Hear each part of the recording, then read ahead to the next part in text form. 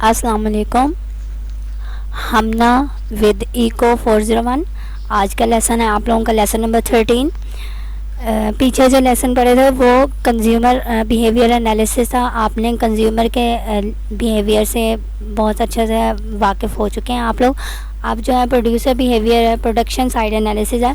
मतलब जो प्रोड्यूसर्स का बिहेवियर होता है, जो चीज़ बनाने वाले होते हैं, एक कंपनी के ओनर्स जो होते हैं, उनका बिहेवियर क्या है, वो आप लोगों ने अब लेसन 13 से स्टार्ट करना है। फर्म की डेफिनेशन है, a firm is any organised form of production in which someone or collections of individuals are involve in the production of goods and services. मतलब कुछ लोग या बहुत से जो लोग हैं वो मिलकर एक चीज़, गुड्स और सर्विसेज आप तक बनाकर पहुंचाते हैं, वो फर्म कहलाते हैं। और an organization then combines resources for the production and supply of goods and services। और ये ऑर्गेनाइजेशन क्या होती है, कंबाइन करती है बहुत सी चीज़ों को और गुड्स और सर्विसेज को। मतलब आपकी जो रिसोर्सेज हैं वो कौन कौन सी हैं, लैंड है, लेबर है, मशीनरी है, मशीनरी को चलाने के लिए बिजली यूज़ की जाती है। ये सारी चीज़ें जो ऑर्गेनाइजर हैं वो चीज़ों को देखते हैं और इन सब को कंबाइन करके आपको एक चीज़ जो है वो प्रोड्यूस करके देते हैं। और इनका जो की रोल होता है प्लेड बाय अ फर्म, वो क्या होता है, is the production of output using the economy's scarce resources.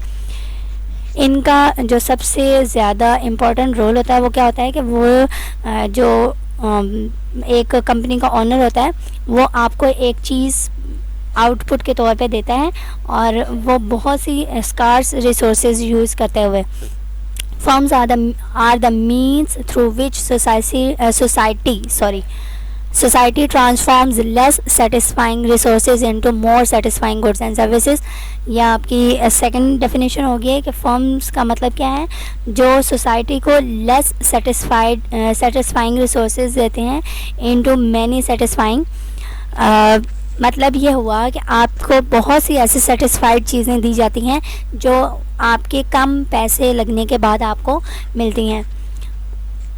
Firms faced with 3 basic question. Firms जिनकी कंपनीज होती हैं वो 3 बेसिक क्वेश्चन सोचते हैं कि उन्होंने क्या प्रोड्यूस करना है और कैसे प्रोड्यूस करना है और how much profit benefit will the firm make. और वो अगर प्रोडक्शन करते हैं तो उनको कितना प्रॉफिट होगा। Next, a traditional theory of the firm. Traditional theory of the firm says that the firm's basic goal is to maximize profit.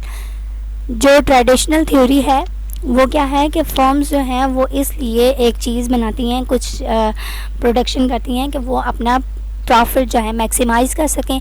Profit is the difference between total revenue and total cost. Profit जो है pi से represent किया जाता है, equals to TR minus TC। मतलब आपका जितना total revenue हुआ है, जितनी आमदनी हुई है, उसमें से टोटल कॉस्ट को माइनस कर दें, जो चीज़ आपके पास जो पैसे बच जाएंगे वो आपका प्रॉफिट होगा। मैं इसके एग्जांपल आपको दूं कि अगर आप लोगों ने 1 लाख रुपया लगा के एक चीज़ प्रोड्यूस की है और उसमें से आपको 1.5 लाख रुपए जो है उस चीज़ का पैसा आपको वापस मिला है, तो टोटल रेवेन्यू में से आप टोटल कॉस्ट को माइनस करेंगे तो आपके पास प्रॉफिट आ जाएगा। TR should be greater than TC in order to maximise profit. ज़ाहिर बात है जितना आपका TR ज़्यादा होगा, टोटल रेवेन्यू आपकी आमदनी जितनी ज़्यादा होगी उतना ही आपको प्रॉफिट मैक्सिमम होगा। मैं आपको कह रही हूँ कि आपकी टोटल कॉस्ट जो लगी थी वो 1 लाख रुपया है। आपको जो उसमें से आमदनी हुई है, मतलब आपने वो चीज़ें प्रोड्यूस कर दी हैं 1 लाख लगा के और आपने वो चीज़ें बेचने के लिए भेज दी हैं, वो चीज़ें जब बिकी हैं तो उसके पैसे आपको 1.5 लाख आए हैं। जब आप TR माइनस TC करेंगे तो जो 50,000 आपके पास बच गया है वो आपके पास प्रॉफिट है। और जितना आपके पास TR ज़्यादा होगा, आपकी आमदनी ज़्यादा होगी, उतना प्रॉफिट आपके पास ज़्यादा होगा। अब कह रहे हैं some economist says that firm do not want to maximize profit, rather it want to maximize its sales growth। अब ये भी वही बात है कि इकोनॉमिस्ट कहते हैं कि जो फर्म्स वाले हैं या प्रोड्यूसर्स जो हैं वो अपना प्रॉफिट मैक्सिमाइज़ नहीं करना चाहते हैं, वो अपनी चीज़ें ज़्यादा अच्छे तरीके से ज़्यादा मैक्सिमम रेट पे बेचना चाहते हैं। तो सारी बात है, जितनी चीज़ें मैक्सिमम रेट पे बेचेंगे उतना उनको पीछे जाके total revenue minus total cost जब करेंगे तो प्रॉफिट ज़्यादा होगा। मतलब दोनों बात सेम है, सिर्फ उन्होंने घुमा फिरा के आपको दे दी है। नेक्स्ट है some theories says that firms basic objective is to derive its competitor out of the market. जाहिर बात है, ये भी बात सही है कि अगर आपके कंपटीटर 3-4 और हैं वही चीज़ सेम चीज़ प्रोड्यूस कर रहे हैं मार्केट में, तो आपका काम है कि आप उनको मार्केट से भगा दो। अब वो मार्केट से कैसे भगाएंगे? या तो आप अपनी प्रोडक्शन ज़्यादा कर दें, इतनी ज़्यादा कर दें कि लोगों तक आपकी ही चीज़ पहुंचे, किसी और की चीज़ ना पहुंचे। जाहिर बात है, जब आपकी चीज़ लोगों तक पहुंचेगी और बाकियों की नहीं पहुंचेगी, उनको लॉस होगा, वो मार्केट छोड़ के चले जाएंगे। अगर आप लोग ये नहीं करते तो आप अपनी जो प्रोडक्शन चीज़ की कर रहे हो, मैं कहती हूँ कि आप जो है वो फर्म लगाई हुई है आपने पेप्सी की, तो पेप्सी की अगर आप प्राइस कम करते हो, लोग जो हैं, जो कस्टमर्स हैं, वो पैसे जिसके प्राइस कम होती है वो चीज़ लेना पसंद करते हैं। तो आपकी फिर चीज़ ज़्यादा बिकेगी तो लोगों को नुकसान होगा, क्योंकि उनकी प्राइस जो है वो ज़्यादा होगी, तो वो फिर मार्केट से चले जाएंगे। तो ये सारी चीज़ें, ये जो दिमाग लड़ाना होता है, ये प्रोड्यूसर्स का काम होता है कि किस लिहाज से वो अपना जो प्रॉफिट है वो मैक्सिमम करते हैं। और लेकिन बात यह है कि all these are rival theories, ये सारी राइवल थ्योरीज़ हैं, ये आपका MCQ आ सकता है। सबसे जो बेस्ट है वो क्या है? ट्रेडिशनल थ्योरी है, जिसमें कहा जाता है कि फर्म्स का ऑब्जेक्टिव, फर्म्स का मकसद जो है वो क्या होता है? प्रॉफिट को मैक्सिमाइज़ करना होता है। टाइप्स ऑफ फर्म्स की कितनी टाइप्स है? 3 है। सोल प्रोप्राइटरशिप है, जिसमें एक पर्सन ओनरशिप होती है, एक ही पर्सन होता है जिसको ऑनरशिपमेंट दी जाती है या ओनरशिप होता है उसके पास। पार्टनरशिप, जिसमें लिमिटेड नंबर ऑफ़ ओनर्स होते हैं। और limited company, a large number of changing share holders, जिनके पास शेयर्स होते हैं उस कंपनी के, कि इतना प्रॉफिट होगा तो हाफ सब पर डिवाइड हो जाएगा। 3 टाइप्स की आपके पास फर्म्स हैं, ये भी MCQs में आ सकता है आपका। Entrepreneurship refers to the management skills are the person initiative used to combine resources in productive ways। वही बात कि आपकी मैनेजमेंट स्किल्स इतनी अच्छी होनी चाहिए कि आप रिसोर्सेज को कंबाइन करके एक प्रोडक्टिव वे पे जाओ और प्रोडक्शन ज़्यादा से ज़्यादा करें, जिससे आपका प्रॉफिट ज़्यादा हो। इट इन्वॉल्व्स टेकिंग रिस्क, ये जो कंपनी लगाते हैं या प्रोडक्शन करते हैं उनमें रिस्क होता है। रिस्क क्या होता है कि शायद उनका जो प्रोडक्शन है वो ज़्यादा अच्छे तरीके से काम करे और उनको जो है प्रॉफिट हो, और ये भी हो सकता है कि उनका जो प्रोडक्शन है वो जो राइवल कंपनीज चल रही हैं उनसे ज़्यादा अच्छा ना हो और उनको नुकसान हो। तो ये एक रिस्क होता है, रिस्क लेने से प्रॉफिट भी हो सकता है और नुकसान भी हो सकता है, ये दोनों चीज़ें साथ साथ चलती हैं।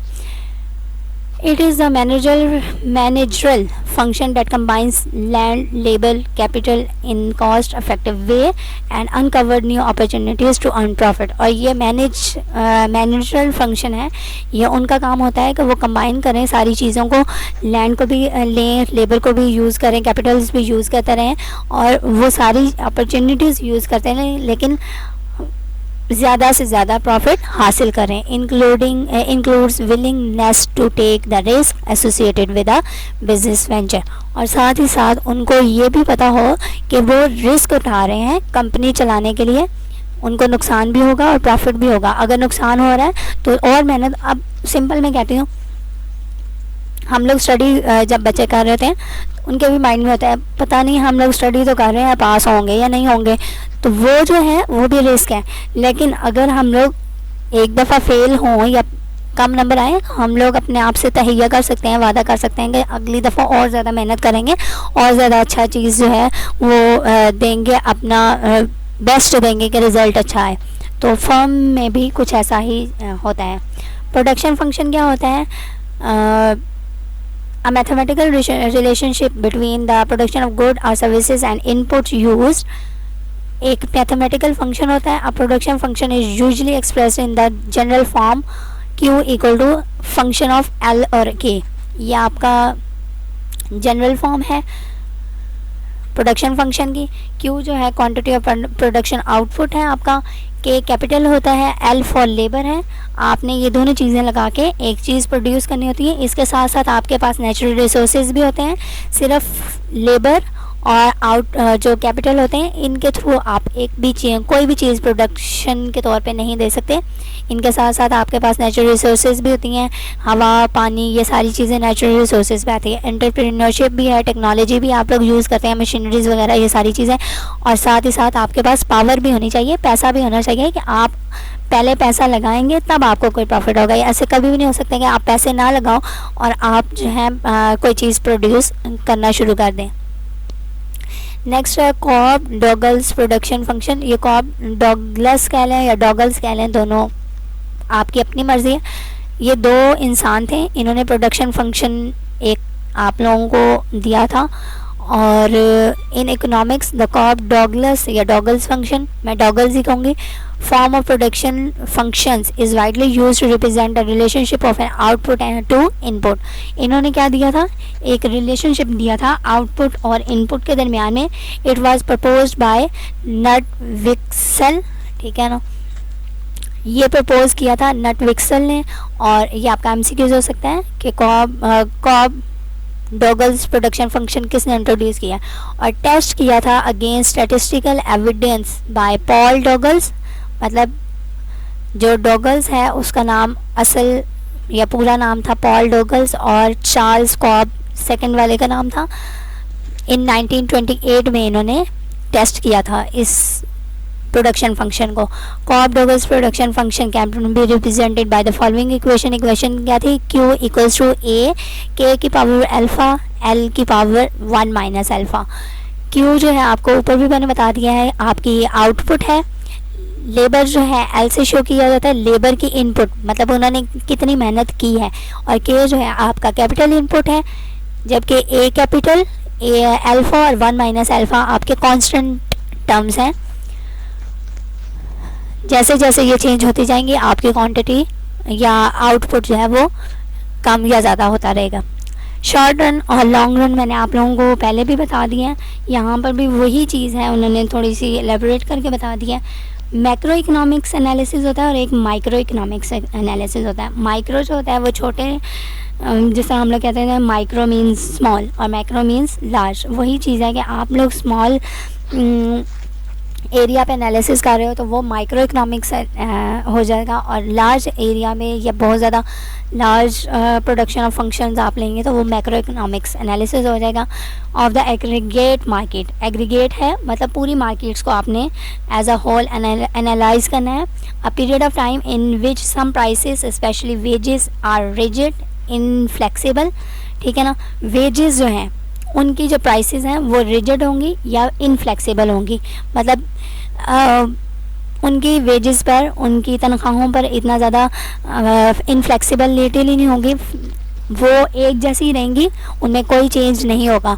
अगर एक मंथ में उनकी 15,000 तनख्वाह है तो नेक्स्ट मंथ में भी 15,000 है। जबकि एक फर्म अगर चीज़ प्रोड्यूस कर रही है तो उनको कहीं ना कहीं प्रॉफिट होता है, तो वो प्रॉफिट जो है हम लोग कह देते हैं कि हमने आगे जो वेजेस हैं, जो तनख्वाहें हैं, उनको इंक्रीज़ करना होता है। लेकिन लॉन्ग रन में ऐसा कुछ नहीं होता।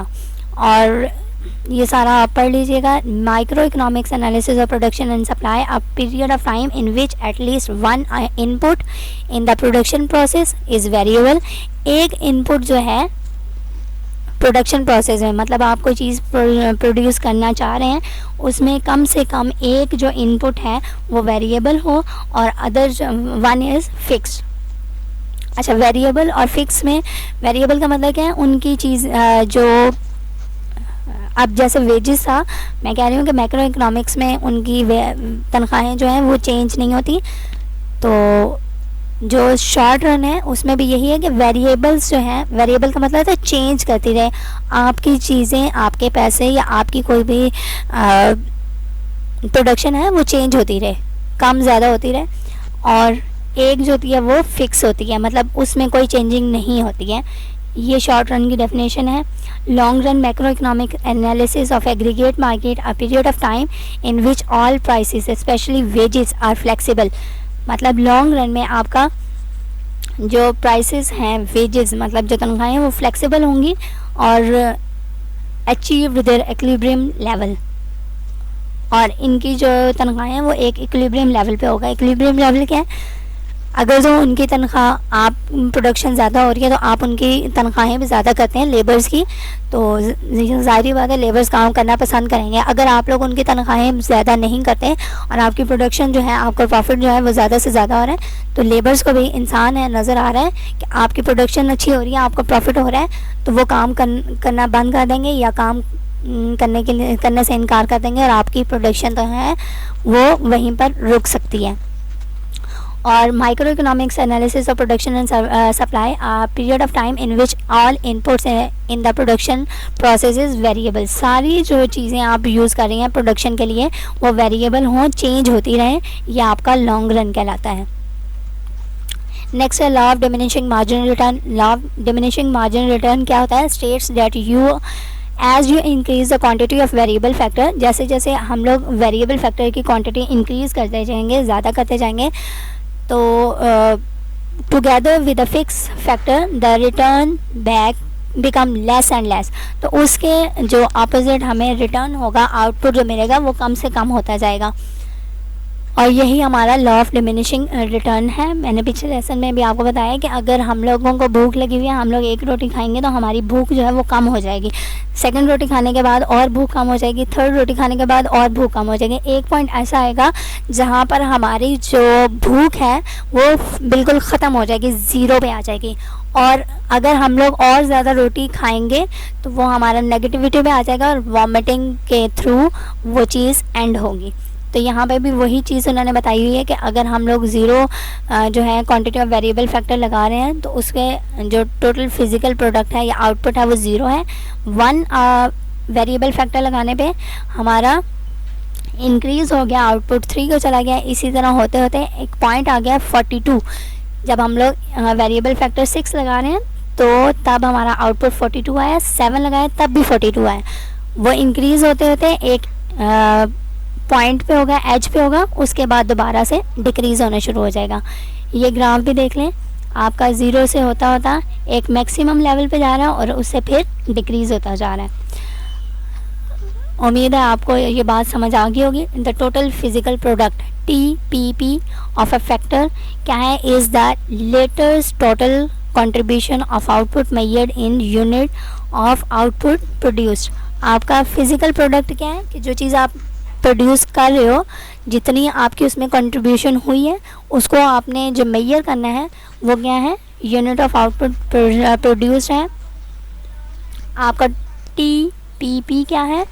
आपने जितने भी पैसे लगाए हैं एक चीज़ को प्रोड्यूस करने के लिए, वो आपका टोटल फिजिकल प्रोडक्ट है। Average physical product is the TPP per unit of the variable factor. आपने उसको जो है क्या करना है? APP can be represented by the formula APP equal to total physical product factor divided by QF, और marginal product physical जो है is the additional to TPP brought by employing an extra unit. और marginal क्या होता है? आप जब extra unit apply करने के बाद जो आपको चीज़ आउटपुट मिल रही है वो आपका मार्जिनल होता है। और मार्जिनल PPF जो है वो आप कैसे फाइंड करोगे? Equals to delta total physical product factor divided by delta Q of F। Last आपका टॉपिक है रिलेशनशिप बिटवीन APP, मतलब आपका average physical product and marginal physical product. इसमें सिंपल सी बात है कि अगर आपका मार्जिनल फिजिकल प्रोडक्ट इक्वल होता है एवरेज फिजिकल प्रोडक्ट के, अगर MPP इक्वल है APP के, तो आपका average physical product will not change. Marginal physical product जो है अगर आपका एवरेज फिजिकल प्रोडक्ट के इक्वल होता है तो आपका एवरेज फिजिकल प्रोडक्ट जो है वो चेंज नहीं होगा। इसी तरह सेकंड पॉइंट है कि मार्जिनल फिजिकल प्रोडक्ट MPP अगर अब ज़्यादा है एवरेज PP से, एवरेज फिज़िकल प्रोडक्ट से, तो एवरेज फिज़िकल प्रोडक्ट जो है वो राइज़ करेगी आपकी। और थर्ड पॉइंट जो है वो है marginal physical product MPP is below, कम है एवरेज फिज़िकल प्रोडक्ट से, तो आपकी एवरेज फिज़िकल प्रोडक्ट जो है वो फॉल करेगी। इक्वल है तो कोई चेंज नहीं है, ज़्यादा है तो राइज़ करेगी, कम है तो फॉल करेगी, सेम बात ही है। उम्मीद है बात समझ आई होगी। अल्लाह हाफ़िज़, अपना ख्याल रखिएगा।